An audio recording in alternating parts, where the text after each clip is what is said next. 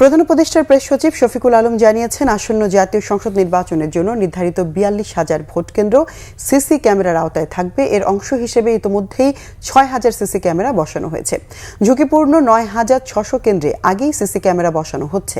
Press সচিব জানান, আসন্ন নির্বাচনকে কেন্দ্র করে সার্বিক নিরাপত্তার উপর জোর দিয়েছেন প্রধান উপদেষ্টা। জঙ্গল সলিমপুরে র্যাব সদস্য হত্যার নিন্দা জানিয়ে সন্ত্রাসীদের ধরতে যৌথ বাহিনীর অভিযান চলবে বলে জানান প্রেস সচিব।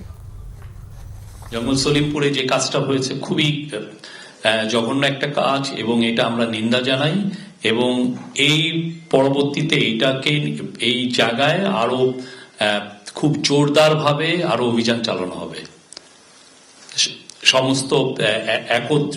সমস্ত বাহিনী একত্রিত হয়ে কম্বাইন একটা অপারেশন হবে।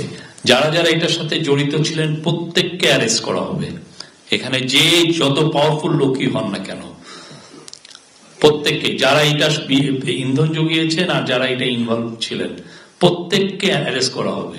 আর ওইখানে আশেপাশে যাওয়া যত লুট করা অস্ত্র আছে সেগুলো কম্বিং অপারেশনের মাধ্যমে এটা উদ্ধারের সর্বোচ্চ চেষ্টা করা হবে।